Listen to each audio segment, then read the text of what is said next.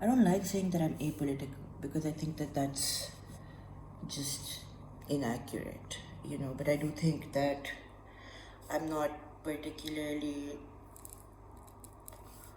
active or demonstrative, and as a person with a considerable amount of privilege, I have learned where and where not to interject, and I'm very aware of what I don't fully understand.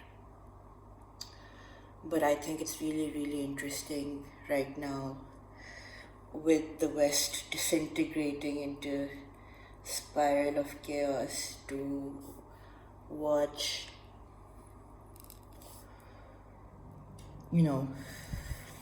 the left, people with previously held claims to freedom and liberation being pulled down into this ideology of deserved suffering, because I think it's really easy to, when you've suffered, when your people have suffered, to imagine that others deserve it too. And I think that specifically with Americans, this, Americans of color as well, this seems to be an issue. I'm thinking of this specifically because a certain amount of time ago, I'm not going to say where or who, but I was talking with a European person, and this was an important person. And this person was, in fact, very well read and very competent, very perceptive. And we were having an interesting conversation. And this person started talking about Islam, so I naturally was quite impressed at the level of knowledge and also the amount of research that this person had done into the Abrahamic religions, and the observations that they had come up with.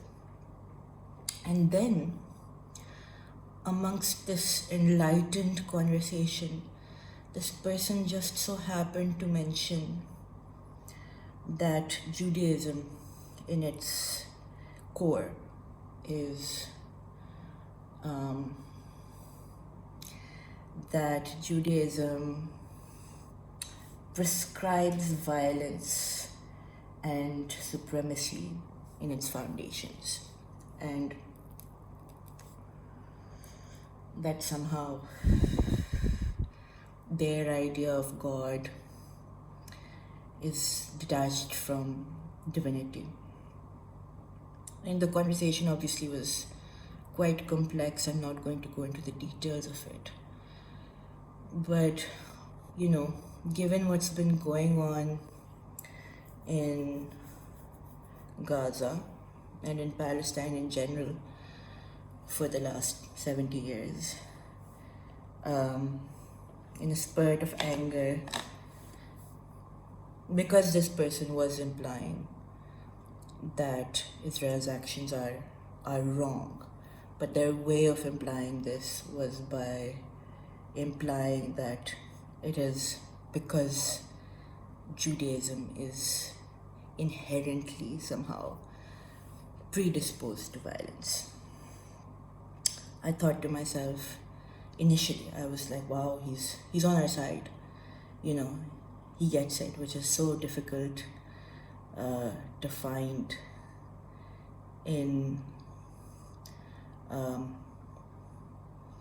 the kind of European mindset that this person came from. And my initial thoughts were to were to kind of, feel somehow vindicated or validated because this person was implying that Israel is wrong, obviously, and implying the validity of the occupation and the genocide. But at the same time, I felt so icky about it, and I couldn't stop thinking about it later because I was like, wow, I want to feel good about the fact that this person is validating the genocide, but at the same time, the idea that this validation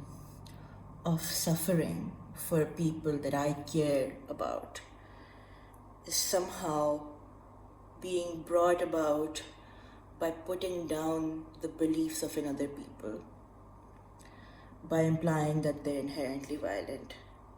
That's something that I think Muslims are generally used to, since 9/11 and even before that. So I had to really sit and reflect on the idea that, if you're a true humanist, if you actually believe in the idea of liberation and equality and freedom, whatever you want to call it, humanism, then you can't rejoice in the pain of one people, even if it means validation or vindication for your own pain or your own suffering. And I think that right now, in America specifically, and I find this extremely striking because I always thought I'd end up in the West, I always thought that my general lifestyle and way of being was not compatible with the Muslim world just because I never felt like I would be accepted. But actually now I'm coming to realize, that this idea that I had, that even if I go to the West, I could sort of enmesh myself within people of color and somehow feel like I belong more. It's completely wrong because people of color in the West are falling into the same trap where, Americans specifically are blaming Arabs and, single issue voters for Trump being in power instead of acknowledging that their system is broken. And somehow, the discourse comes back to, well, you're to blame for our suffering. And we suffered, therefore you should suffer now, you deserve it. And, we're still pointing fingers at each other, like these little groups of people being exploited, fighting amongst each other instead of taking on the powers that be, the landlords and the plutocrats and the oligarchs, and kind of saying, well, I would rather that you suffer than me. Or if I suffer, then maybe it's right that you do as well. And somehow there's this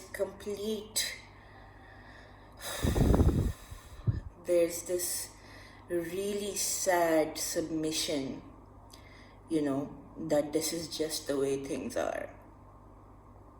And we're kind of forgetting that we hold the power in our numbers, but, like it has been for centuries, we're stuck kind of passing off suffering to each other rather than taking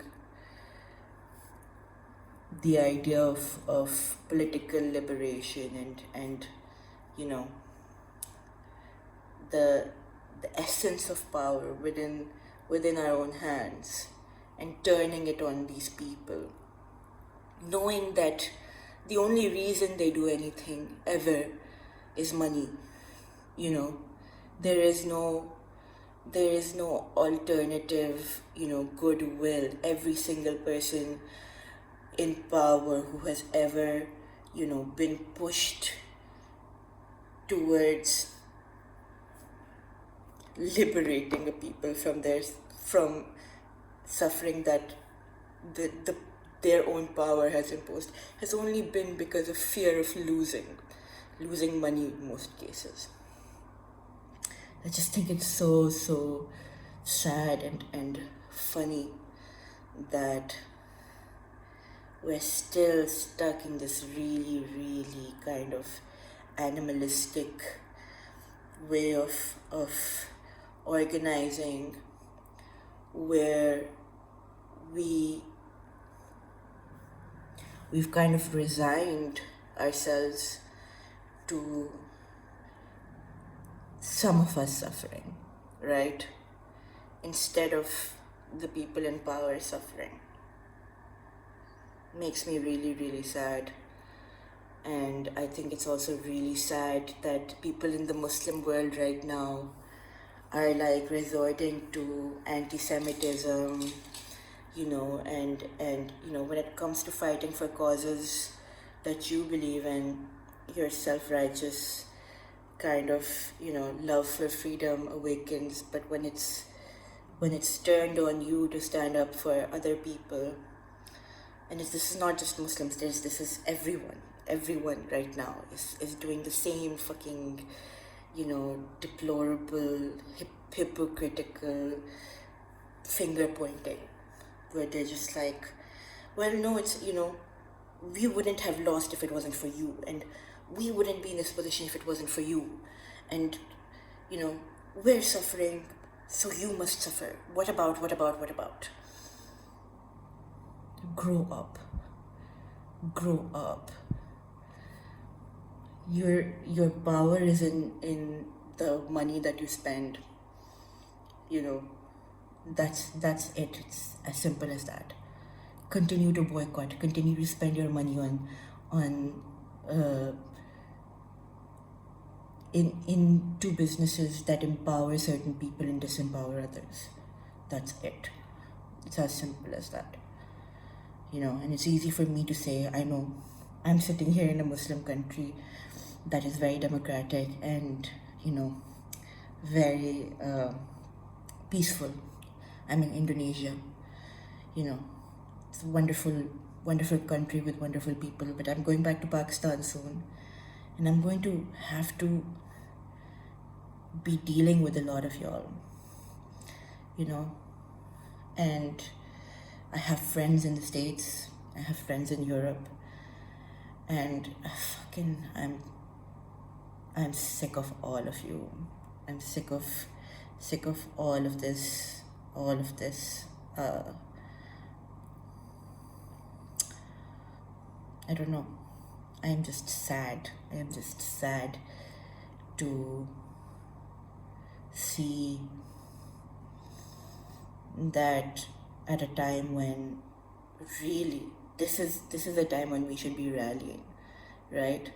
I think this is absolutely a positive turn of events, because now people are awake. Now there is no choice but to act. Resignation is not an option anymore. So then why are we, all of a sudden so hopeless and, thinking of the end times? Bro, the world has been ending for thousands of years, but it's not over yet. So we should do something. We should organize. We should spend our money where it matters. I don't know, just a thought, thinking out loud with my tea. There's some very qualified people out there, spitting out some very true facts and, organizing. maybe listen to them.